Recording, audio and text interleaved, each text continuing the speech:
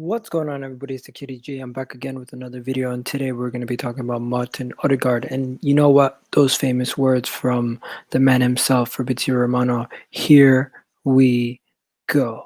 Let's get started, ladies and gentlemen, right about now.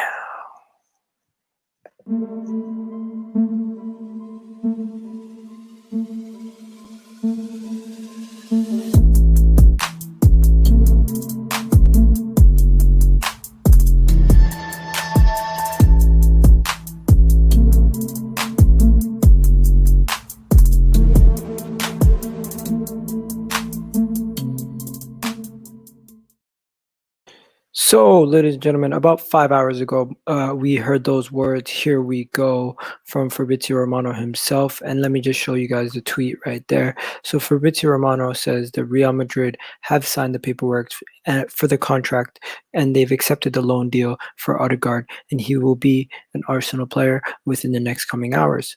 Okay, Martin Odegaard has officially authorized to have a medical and will be attending that medical today.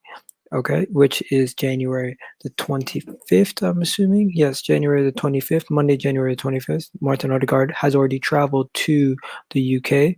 And here's a little bit more of the details in the deal. As you guys can see, Martin Odegaard's details to the deal: simply a loan deal until January, no option to buy. Arsenal and Real Madrid will discuss the terms at the end of the season. In addition to that, the medical has already been scheduled. He has turned down Real Sociedad, Ajax, and other clubs. In addition to that, the Arsenal will have to pay 2.5 million in fees to get this deal over the line. Okay, so Martin Odegaard. Who is Martin Odegaard? What are his weaknesses? What are his strengths? What can he provide us in the midfield, and what type of positions will we be playing with him? That's the questions we need to be asked. That's the questions that need to be answered. So let's talk about Martin Odegaard, and let's talk about some of his strengths and some of his weaknesses. Okay, so I'm gonna go straight into it. Okay, so this is from WhoScored.com, right? Looking at his past performances, they've picked up some characteristics of his strengths and weaknesses for those people who don't know anything about the young man, right? He currently had moved to Real Madrid at the age of 15, and 7 years later, he still hasn't played many games for the Real Madrid side. He's been on loan so numerous times to Eredivisie within the Spanish league to Real Sociedad, and here are some of his characteristics. So as you can see, Martin Odegaard's characteristics are that his strengths are key passing, long shots, taking set pieces, crosses, because he did take a lot of the corners for Real Sociedad. He has a good ability to dribble, free kick taking, through balls. He also can hold the ball up, his passing ability, and his defensive contributions. He's very bad at tackling. And you know what? He's not that good in the air, even though he's quite tall, right? Now, I was going to think about what kind of formations could he play? What type of formations could we play if we had Martin Odegaard in our team, right? And one of the first formations that I was looking at was a possible 4-2-3-1. Now, with the 4-2-3-1, we would have Leno, Tierney, Gabriel, Holding, Bellerin, Xhaka, Partey, Aubameyang on the left, Odegaard in the 10, Saka on the right, and Lacazette up top. And let me show you guys how this would look. Okay, this is how this would line up. I'm just going to get it up on the screen for you right now. Okay, so the way this would line up is like this. As you can see, let me just remove the line. Let me just remove that from the bottom.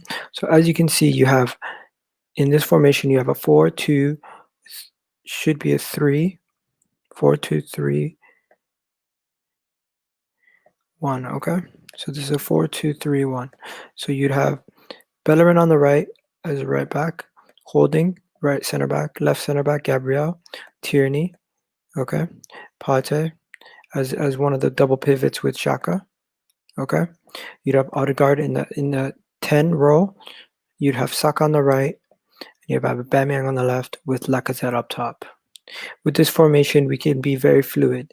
At times, you can have an overload with Odegaard joining in onto attack on the right, with Saka pushing in, and Tierney and Tierney coming up higher, okay, to offer us some balance. You also have times where we could switch into where we could switch the formation. But of course, the main setup would be the default setup of the 4-3-3. 4-2-3-1, okay? And then from the 4-2-3-1, you could also have a different formation, which I'll show you guys right now. The other formations we could have, one second. So the other formation we could have from there is moving on to this formation here, which would bring Smith Rowe back into the side. Okay, and this would now be the default 4-3-3. Okay, so the 4-3-3 that I could see here. Let me show you guys what I have on my screen now. So the 4-3-3 that I have here in front of me is Smith Rowe, a team with Smith Rowe, Partey, and Odegaard in the midfield, right? Defense of Bellerin, Holding, Gabriel, Tierney, and then the front three, obviously, of Saka, Lacazette, and Aubameyang. Now, this is a very fluid attack. You have times where, obviously, it's going to ask a lot of defensive contributions from Thomas Partey, but you also need Odegaard and Smith Rowe to help out also. Now, we can't depend on Smith Rowe to be the lone 10 the whole year round. That's why we would be getting an Odegaard. But there's nothing wrong with possibly playing both of them together in a 3. It could be possible. Most likely you'll see one of them deployed and Xhaka playing the other role. But say for example today Xhaka was playing. Say for example Xhaka was playing. This would be more of a default fourth. This would be more of a double pivot, with Odegaard being the one that roams, Partey being the box-to-box, and Xhaka being the one that's sitting. But if you had Partey sitting by himself, and you had Odegaard and Smith Rowe instead, then you could play a traditional 4-3-3. It could be possible at some point we could see Emil Smith Rowe, Odegaard, and Thomas Partey all playing together, right? Now, there is another possible formation we could see, right? There's another possible formation that you guys could see. The other possible formation we could see. So far we've already seen the 4-2-3-1, which is Emil Smith Rowe out, Xhaka in. It would be Xhaka in, Emil Smith Rowe out, and this would be what the four. That's what that would look like. Obviously, Leno in goal, Bellerin, Holding, Gabriel, Tierney, Partey, Xhaka, Odegaard, Saka, Lacazette, Aubameyang. Okay. Now, if we were to change that and go to the 4-3-3, it would change a lot. It would change a lot. First things first, Lacazette would be completely dropped. Lacazette would be dropped for Luiz.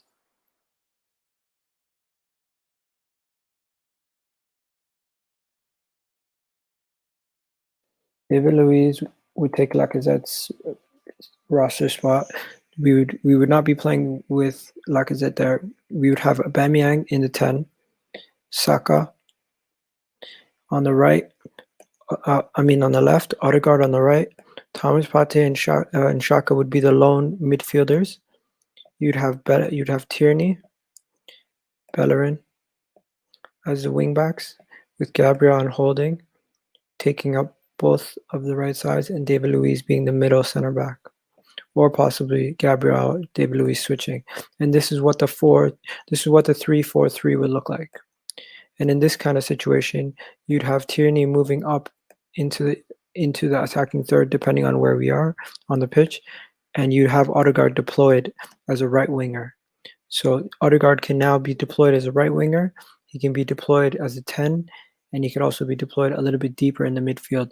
So this offers us a lot of flexibility throughout the roster.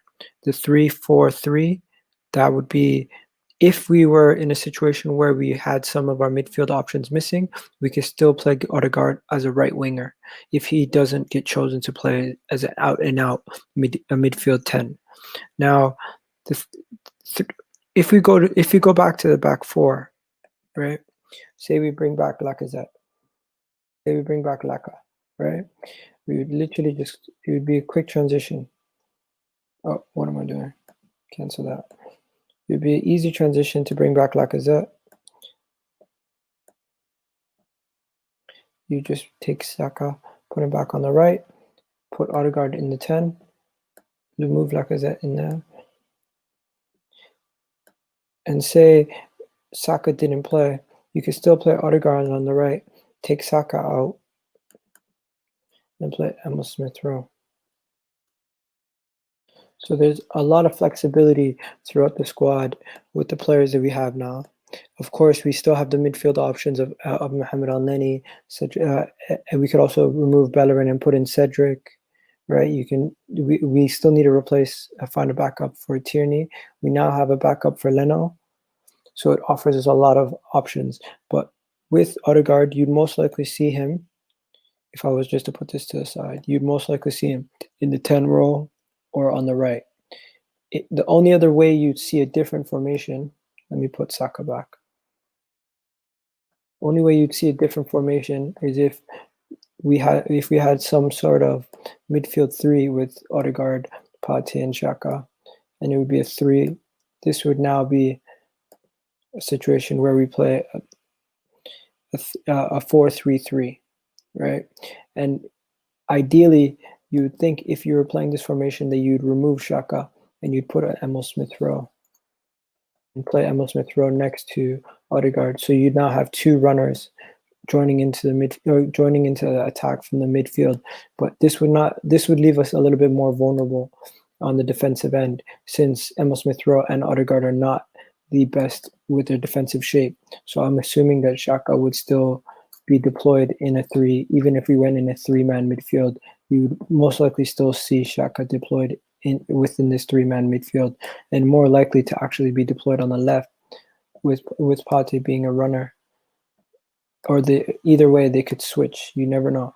I would more likely rather have Xhaka as a deep line with Partey being box to box and Odegaard joining into the attack. Now Odegaard, if we're in the attacking third and we have a Lacazette playing 1-2s with Odegaard, you can see Odegaard running past the striker and joining into the attack.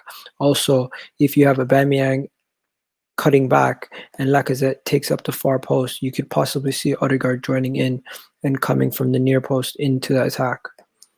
And with Odegaard's vision, you could possibly see him slipping balls through the defense into Saka's feet, and Saka could be in one-on-one situations. Now, this tactical flexibility that Odegaard allows us to have is not only tactical flexibility by having an attacker that can now play on the right. We now no longer will need to depend as much on Willian and Pepe coming in as right wingers when you have options like Saka, options like Odegaard, in addition to other players that we do have. And you know what? All in all, I think this allows us, with the tactical flexibility, to play with more formations, more players, free roaming players, and these are just 3 formations that I could see Arsenal playing with now that Odegaard will be signing for the club. So the first one, 4-2-3-1. Once again, let me show you what that looks like.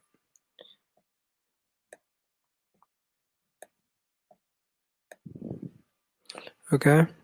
Second one, 4-3-3,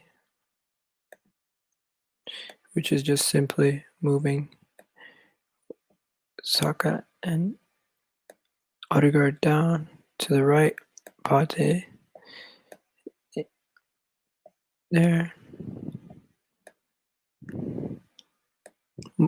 have it quite flipped around, and then finally, of course, the 3-4-3. And in a 3-4-3, you'd see Aubameyang deployed there, Saka deployed there, Odegaard deployed there, Xhaka and Partey deployed there, and you'd see Lacazette switched for defender.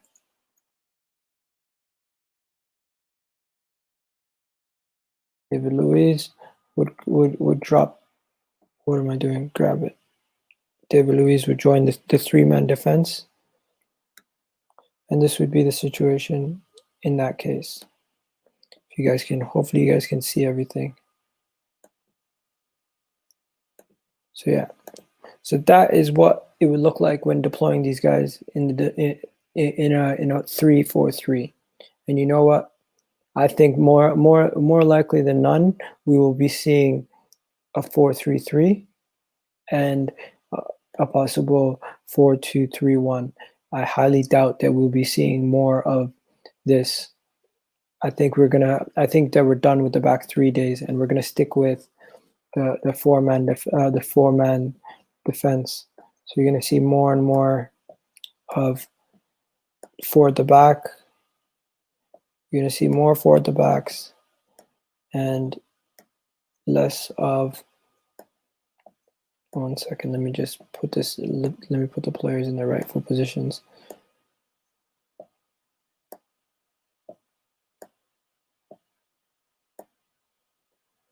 This is the more likely way we will be playing going forward.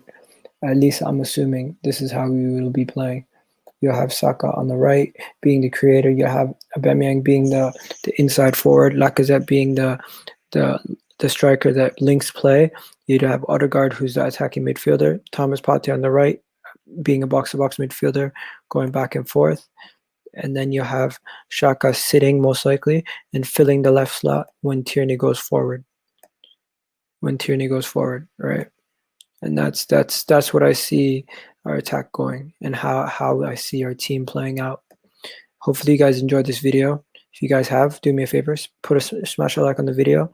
And this is just some of those formations that I have. And thank you guys. Yes, it looks like Odegaard will be joining Arsenal in the coming hours. And once he does, I will have another video that I'll be putting out. For now, this has been EG the Kid on EG TV. Thank you for joining us, and hopefully you guys enjoyed the content. And catch you guys on the flip side, ladies and gentlemen. We're out of here. Peace.